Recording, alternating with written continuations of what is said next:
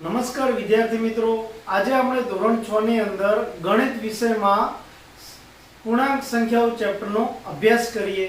તો પૂર્ણાંક સંખ્યાઓ ચેપ્ટર નંબર 6 છે. જે પૂર્ણાંક સંખ્યાઓ છે તો પૂર્ણાંક સંખ્યાઓ એના આગળ તમે ચેપ્ટર નંબર 2 ની અંદર પૂર્ણ સંખ્યાઓ વિશે અભ્યાસ કર્યો હશે. તો આપણે પહેલા તો સંખ્યાઓ એટલે શું, સંખ્યા વિશેની માહિતી, ત્યારબાદ પૂર્ણાંક સંખ્યાઓ પહેલા કઈ સંખ્યાઓ આવે તો કે પ્રાકૃતિક સંખ્યા આવે, પૂર્ણ સંખ્યા આવે અને હવે આવે છે પૂર્ણાંક સંખ્યાઓ. તો પહેલા આપણે થોડી પ્રાથમિક માહિતી સંખ્યા વિશેની લઈ લઈએ.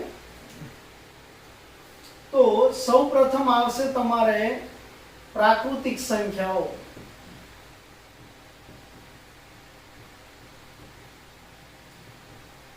પ્રાકૃતિક સંખ્યાઓમાં કેવી સંખ્યાઓ આવે તો કે બધી ધન સંખ્યાઓ. બધી કેવી સંખ્યાઓ આવશે? ધન સંખ્યાઓ. બીજું કે એની અંદર શરૂઆત આપણે 1 2 3 ડોટ ડોટ ડોટ થી થાય છે. ત્યારબાદ તેને n વડે દર્શાવાય છે. તો આજે આપણે પ્રાકૃતિક સંખ્યા વિશેની માહિતી લીધી કે બધી ધન સંખ્યાઓને પ્રાકૃતિક સંખ્યાઓ કહેવાય. જેની અંદર 1 2 3 થી અનંત સંખ્યાઓ આવે તેને n વડે દર્શાવવામાં આવે છે. અને ત્યારબાદ હવે આપણે આવશે પૂર્ણ સંખ્યાઓ. પૂર્ણ સંખ્યાઓ કોને કહેવાય તો કે પૂર્ણ સંખ્યામાં કેવી સંખ્યાઓ આવશે તો કે બધી ધન સંખ્યાઓ અને ધન સંખ્યાઓ અને બીજું વધારાનું શું આવશે? શૂન્ય આવશે. પૂર્ણ સંખ્યાઓમાં ધન સંખ્યાઓ આવશે અને શૂન્ય આવશે. જેની અંદર આપણે અંકોમાં લખવું હોય તો 0 1 2 3 ડોટ ડોટ ડોટ અનંત સુધી જાય છે. પૂર્ણ સંખ્યાઓને શાના વડે દર્શાવવામાં આવે તો કે પૂર્ણ સંખ્યાઓને w વડે દર્શાવવામાં આવે. કોના વડે? w વડે દર્શાવાય છે. જે આપણે ધોરણ 9 ની અંદર આગળ આવશે કોના વડે દર્શાવવામાં આવે છે. હવે આગળ જોઈએ તો આપણે ત્રીજા નંબરનું જે હવે ચેપ્ટરમાં ભણવાનું છે એ આવશે પૂર્ણાંક સંખ્યાઓ. તો પૂર્ણાંક સંખ્યાઓમાં કેવી સંખ્યાઓ આવશે તો કે બધી ધન, શૂન્ય અને ઋણ સંખ્યાઓ આવશે. કેવી આવશે? ધન આવશે, શૂન્ય આવશે અને ઋણ સંખ્યાઓ આવશે. ત્રણ પ્રકારની સંખ્યાઓ આવશે. તો એની અંદર આપણે જોવા જઈએ તો ડોટ ડોટ ડોટ, કારણ કે આ બાજુ ડોટ આવશે, ત્યારબાદ -3 -2 -1 0 એટલે શૂન્ય આવી ગઈ, ઋણ આવી ગઈ અને હવે કેવી બાકી રહી? ધન સંખ્યાઓ. તો આ રીતે પૂર્ણાંક સંખ્યાઓમાં ઋણ સંખ્યાઓ, શૂન્ય અને ધન સંખ્યાઓનો સમાવેશ થાય છે. તો સંખ્યા રેખા ઉપર તમે જોવા જઈએ તો સંખ્યા રેખા જે આપણી હોય આ આપણી સંખ્યા રેખા છે. તો સંખ્યા રેખામાં વચ્ચોવચ આવશે 0. જમણી બાજુ જઈએ તો 1 2 3 ડોટ ડોટ ડોટ. ડાબી બાજુ જઈએ તો -1 -2 -3 ડોટ ડોટ ડોટ. તો જે સંખ્યા રેખા ઉપર 1 થી કરીને જમણી બાજુ બધી જ સંખ્યાઓને પ્રાકૃતિક સંખ્યા કહેવાય. જો 1 થી કરીને બધી જ સંખ્યાઓને શું કહેવાય? પ્રાકૃતિક સંખ્યાઓ કહેવાય છે.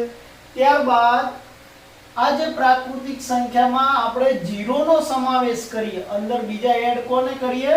0 ને. તો જમણી બાજુ 0 થી બધી જ સંખ્યાઓને પૂર્ણ સંખ્યાઓ કહેવાય. બરોબર. અને લાસ્ટમાં આ બધી જ સંખ્યાઓનો સમૂહ, આ બધી જ સંખ્યાઓના સમૂહને શું કહેવાય તો કે પૂર્ણાંક સંખ્યાઓ.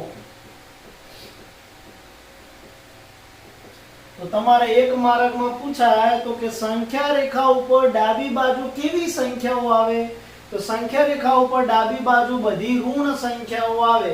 જમણી બાજુ કેવી સંખ્યાઓ આવે તો જમણી બાજુ બધી ધન સંખ્યાઓ આવે. તો હવે આપણે ચેપ્ટરમાં આગળ વધીએ તો પ્રેક્ટિસ વર્કની અંદર સ્વાધ્યાય 6.1 નો અભ્યાસ કરીએ. વિદ્યાર્થી મિત્રો, જો આપણે આટલી વાર જે ભણ્યા એની અંદર સંખ્યા વિશેની માહિતી લીધી હતી, જે આપણે સંખ્યા રેખા ઉપર દર્શાવીને જમણી બાજુ ધન સંખ્યાઓ, ડાબી બાજુ ઋણ સંખ્યાઓ, વચ્ચોવચ્ચ શૂન્ય આવે અને પ્રાકૃતિક, પૂર્ણ અને પૂર્ણાંક સંખ્યાઓ વિશે માહિતી લીધી. હવે આપણે પૂર્ણાંક સંખ્યાઓ ચેપ્ટરની અંદર પ્રેક્ટિસ વર્કમાંથી 6.1 નો અભ્યાસ કરીએ. તો આપણે 6.1 ને જોઈએ.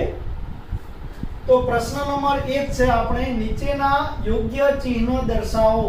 આપણે જે પ્રશ્નો આપેલા છે એ પ્રશ્નોની અંદર આપણે યોગ્ય ચિહ્ન બતાવવાનું છે. ચિહ્નમાં કેવું ચિહ્ન હોય તો કે ધન ચિહ્ન હોય અને ઋણ ચિહ્ન હોય. ચિહ્ન બે વયના આવે, એક ધન હોય અને એક ઋણ હોય. તો જોઈએ, દરિયાની સપાટી 500 મીટર નીચે. ધારો કે આપણે આ દરિયો છે એની સપાટી નીચે જઈએ તો કેટલા મીટર છે? 500 મીટર નીચે. તો આપણે જોયું તો શું થયું, આપણે દરિયાની સપાટીમાં અંદર જઈએ તો ઘટાડો થાય, એટલે કે અંદર ઉતરીએ. ઉપર જઈએ તો શું થાય, એ આપણે કહેવાય ને કે ધીમે ધીમે વધારો થાય. નીચે જઈએ તો શું થશે? ઘટાડો થશે. તો નીચે જઈએ, નીચે હોય નીચે, જો નીચે શબ્દ આવે તો આપણને મળશે ઋણ ચિહ્ન, એટલે કે માઈનસ. કેટલા મીટર? તો કે 500 મીટર. 500 મીટર આપણે દરિયાની સપાટી નીચે જઈએ તો શું આવશે? Minus 500 metre. ત્યારબાદ જોઈએ, 0 અંશથી 20 અંશ ઉપર તાપમાન.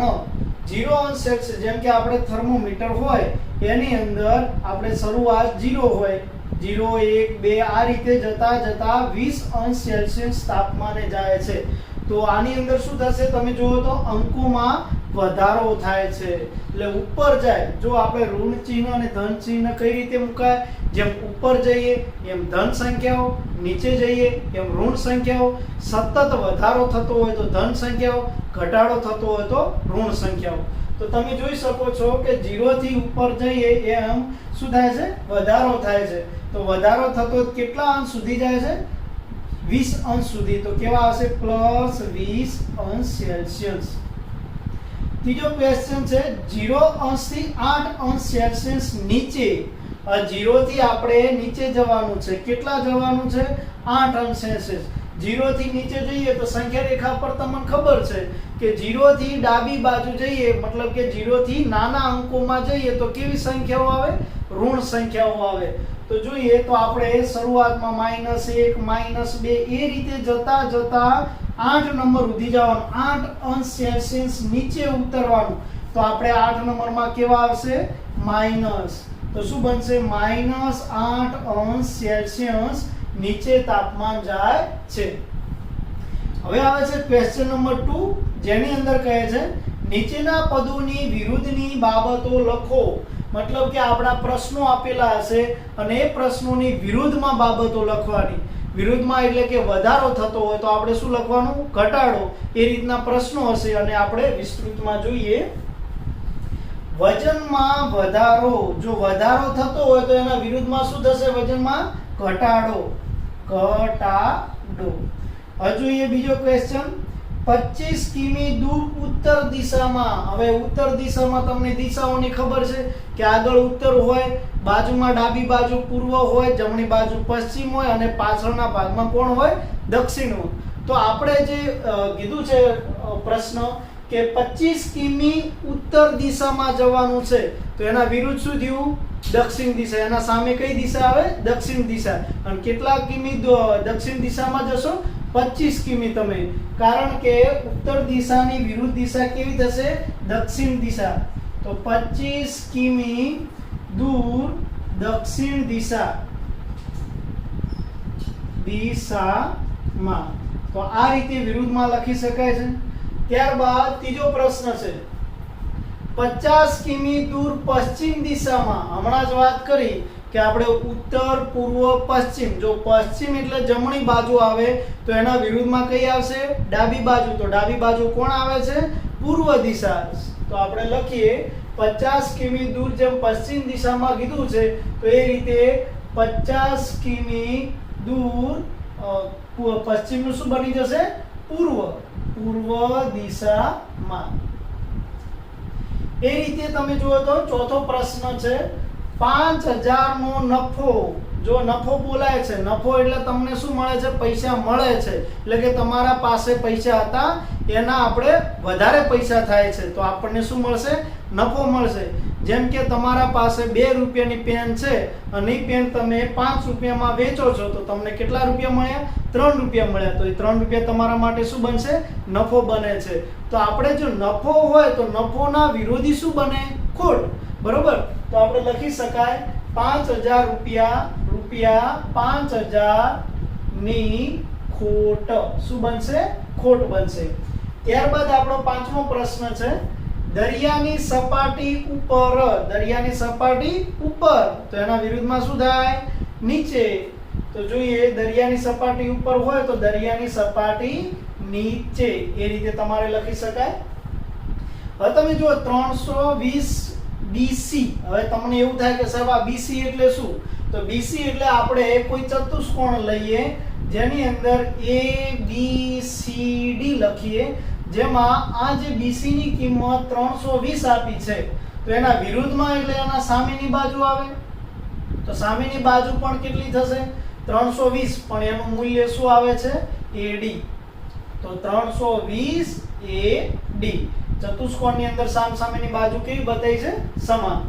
હવે એના આગળ સાતમો પ્રશ્ન છે 7 ડગલા આગળ.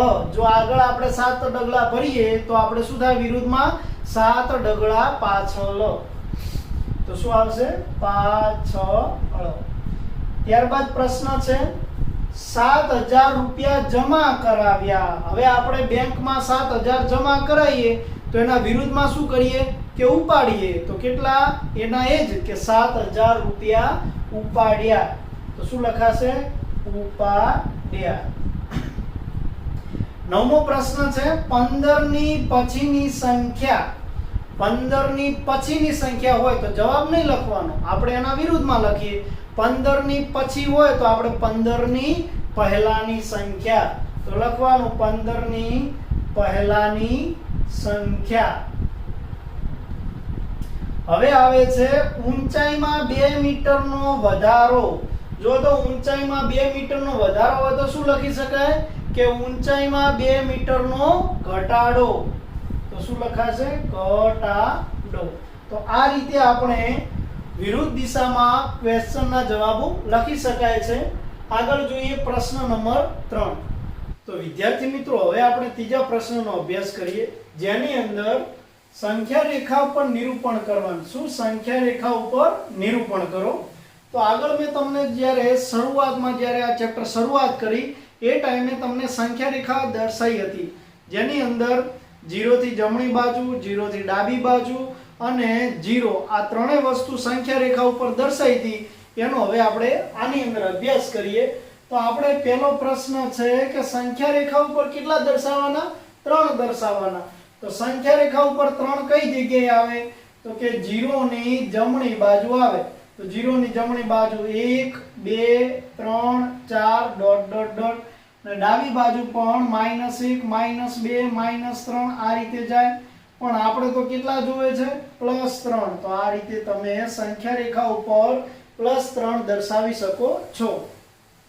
તો આ જે સંખ્યા રેખા ઉપર દર્શાવવાનું આવે છે એ ધોરણ 7 8 9 બરોબર ઠીક 9મા સુધી તમારે આવશે. તો તમારે આની અંદર ખાસ ધ્યાન રાખવાનું. બીજા નંબરમાં છે કે 2 બતાવો. તો 2 આપણે કઈ રીતે દર્શાવીએ? 0 1 2 3 ડોટ ડોટ ડોટ. આની અંદર પણ આપણે જમણી બાજુ 2 આપણે મળી જાય છે. ત્રીજા નંબરમાં -3 બતાવો. હવે જો -3 આવે છે, -3 કઈ બાજુ આવે? તો તમને ખબર છે કે -3 0 ની ડાબી બાજુ આવે. તો વચ્ચોવચ્ચ આપણે કેટલા આવશે? 0 અને ડાબી બાજુ જઈએ તો -1 -2 -3 -4 આ રીતે તમારે આગળ ઠીક સુધી ચાલી જાય. તો આપણે તો કેટલા લાવવાના છે? -3. તો એ આ મળે આપણને -3. એ રીતે આપણે જોઈએ છે -6. તો માઈનસ સંખ્યા પણ કેવી હશે? 0 ની ડાબી બાજુ આવેલી હશે. તો આપણે આની અંદર 0 1 -1 -2 -3 -4 -5 -6 -7 આ રીતે આગળ ચાલે જાય છે. તો આપણે તો કેટલા જોઈએ છે? -6. તો આ રીતે તમે સંખ્યા રેખા ઉપર નિરૂપણ કરી શકો છો. કોઈ પણ રકમ આપી હોય, 0 આપ્યા હોય, 1 2 થી ધન સંખ્યાઓ આલી હોય, ઋણ સંખ્યાઓ આપી હોય, તો તમે જાણો છો જો આપણે સંખ્યા રેખા ઉપર બધી સંખ્યાઓ નહીં દર્શાવવાની, જે તમારે માંગી હોય એ સંખ્યાઓ તમારે દર્શાવવાની, એની નજીકના અંકો લેવાના. પછી અહીંયા તમે બધી જ સંખ્યાઓ દર્શાવવા જશો તો સંખ્યા રેખા મોટી થઈ જશે. તો જે અંક માંગ્યો હોય એ તમારે દર્શાવી દેવાનો. હવે આવે છે પ્રશ્ન નંબર 2. તો પ્રશ્ન નંબર 2 શું કહેવા માંગે છે? તો આપણા જોડે એક સંખ્યા રેખા દર્શાવેલી હશે અને આ સંખ્યા રેખા દર્શાવ્યા પછી એના ઉપરથી આપણે જવાબો લખવાના હશે. તો આપણે સંખ્યા રેખા બરાબર સમજી લીધી હશે તો આના જવાબો પણ ફટાફટ આવડી જશે. જોઈએ પ્રશ્ન નંબર 4. તો કે સંખ્યા રેખા પર માંગેલ પ્રશ્નોના ઉત્તર લખો. તો આપણે આ સંખ્યા રેખા છે એના ઉપર બિંદુ આપ્યા છે. જો -5 ઉપર G બિંદુ છે, -4 ઉપર F બિંદુ છે, -2 ઉપર E બિંદુ છે, 0 ઉપર A બિંદુ છે, 1 ઉપર B બિંદુ છે, 3 ઉપર C બિંદુ છે અને 5 ઉપર D બિંદુ છે. તો આપણે આ જે બિંદુઓ આપ્યા છે બિંદુઓ ઉપરથી આપણે પ્રશ્નોના જવાબ લખીએ. પહેલો પ્રશ્ન છે F ને સંગત પૂર્ણાંક કયો છે? તો સંખ્યા રેખા ઉપર કેવી સંખ્યાઓ કહેવાય? પૂર્ણાંક સંખ્યાઓ દર્શાવેલી છે. તો F બિંદુ કયા પૂર્ણાંક ઉપર આવેલું છે? તો F બિંદુ મારે -4 પૂર્ણાંક ઉપર આવેલું છે. તો જવાબ કેટલો આવશે? -4. બીજા નંબરનો પ્રશ્ન છે C ને સંગત પૂર્ણાંક કયો છે? તો C બિંદુ કયા પૂર્ણાંક ઉપર આવેલું છે? તો તમે જાણી શકો છો કે C બિંદુ 3 નંબરના પૂર્ણાંક ઉપર 3 સંખ્યા ઉપર આવેલો છે. તો આપણે 3 ના 3 લખીએ. ત્યારબાદ ત્રીજો પ્રશ્ન જોઈએ. સંખ્યા રેખા ઉપર 0 ની જમણી બાજુ, હવે તમને ખબર છે કે 0 ની જમણી બાજુ બધી જ સંખ્યાઓ કેવી હશે? ધન સંખ્યાઓ હશે. તો આપણે સંખ્યા રેખા ઉપર જોઈએ તો આ 0 છે અને આ 0 ની જમણી બાજુ બધી જ સંખ્યાઓ કેવી હશે? ધન સંખ્યાઓ હશે. તો આપણે ડાયરેક્ટ જવાબ લખી શકાય કે ધન સંખ્યાઓ હશે. એ જ રીતે સેમ એના જેવો જ પ્રશ્ન છે કે સંખ્યા રેખા ઉપર 0 ની ડાબી બાજુ, 0 ની ડાબી બાજુ, તો 0 અને એની ડાબી બાજુ કેવી સંખ્યાઓ દેખાય છે? તો કે ઋણ સંખ્યાઓ દેખાય છે. તો આપણે જવાબમાં શું આવશે? કે ઋણ સંખ્યાઓ. હવે આવે છે 5મા નંબરનો પ્રશ્ન. તો એની અંદર જોઈએ તો મૂલ્યને અનુલક્ષીને, એટલે કે આ જે આપણા મૂલ્યો છે એને અનુલક્ષીને કયા બિંદુની કિંમત સૌથી વધુ છે? કયા બિંદુની કિંમત કેવી છે? સૌથી વધુ. તમે જુઓ તો આપણે આ સંખ્યા રેખા ઉપર છે તો એમાં બિંદુઓ દર્શાવ્યા હતા G, F, E, A, B, C અને D. તો આની અંદર કોની કિંમત સૌથી વધારે છે? તમે જુઓ તો આપણે સંખ્યા રેખા ઉપર જેમ જમણી બાજુ જઈએ એમ સંખ્યા રેખા ઉપર કિંમત કેવી થાય? સતત વધારો થાય. તો વધારામાં D બિંદુની કિંમત કેટલી છે? 5. તો કયા બિંદુની કિંમત કીધી છે? તો કે D બિંદુની કિંમત સૌથી વધુ છે. એવો ને એવો સેમ પ્રશ્ન છે કે મૂલ્યને અનુલક્ષીને કયા બિંદુની કિંમત સૌથી ઓછી છે? સૌથી ઓછી કિંમત કોની છે? તો આપણે આ જે સંખ્યા રેખા છે એની અંદર તમે જુઓ તો કયા બિંદુની કિંમત સૌથી ઓછી તમને દેખાય છે? તો તમે જોઈ શકો, તમે એવું કહેશો કે સાહેબ આ બાજુ -1 સૌથી ઓછા છે, -2 તો આપણે ઈ લખીએ તો ઈ આવશે નહીં. એનું કારણ છે કે સંખ્યા રેખા ઉપર જેમ તમે ડાબી બાજુ આગળ વધો એમ તમારા મૂલ્યની કિંમતમાં ઘટાડો થાય. શું થાય? ઘટાડો. એનો મતલબ શું કહેવા માંગે? જેમ કે 0 હતા, 0 ની બાજુ કોણ આવશે? ડાબી બાજુ -1, -2, -3. તો આપણે -1 અને -2 માં મોટા કોણ? તો તમને એવું લાગશે કે સર -2 મોટા. ના, કારણ કે -2 મોટા કેમ ન થાય? કારણ કે જેમ ડાબી બાજુ જઈએ એમ સંખ્યામાં સતત મૂલ્યમાં ઘટાડો થાય છે. તો આપણે સંખ્યા રેખા ઉપર ડાબી બાજુ જેમ મૂલ્ય નાનું એમ એનું કહેવાય કે એનું મૂલ્ય કેવું થશે? વધારે થશે. મતલબ કે મોટી સંખ્યા થશે. તો -1 કરતા -2 નાના, -2 કરતા -3 નાના. તો એ રીતે જોવા જઈએ તો સૌથી નાનું મૂલ્ય કોણ આવે છે? g આવશે. તો આપણો જવાબ કયો આવશે? g. હવે આપણો 7મો પ્રશ્ન છે કે મૂલ્યને અનુલક્ષીને બિંદુઓને ચડતા ક્રમમાં ગોઠવો. ચડતો ક્રમ પણ તમને ખબર હશે કે ચડતા ક્રમમાં આપણે સીડીઓને સતત શું કરવાની હોય છે? ચડવાની હોય. તો સૌથી નાની પહેલા નંબરમાં કેવી સીડી હશે? તો કે નાની સીડી હશે. એમ જેમ ઉપર જઈએ એમ સીડીઓમાં વધારો થાય છે. તો આપણી સંખ્યા રેખા ઉપર જે આ બિંદુઓ આપ્યા છે, આ બિંદુઓમાં સૌથી નાનો અંક કયો? તો હમણાં જ લીધો કે -5. તો એનું બિંદુ કયું? તો કે g આપણને મળે છે. એનાથી મોટું તો કે f, એનાથી મોટું તો કે e મળે છે. ત્યારબાદ a b c અને d. તો f પછી e આવે છે અને e પછી આવશે a b c અને d. આ રીતે આપણે પ્રશ્ન 4 સુધી જોઈ લીધું. હવે આપણે જોવાનું થશે પ્રશ્ન નંબર 5.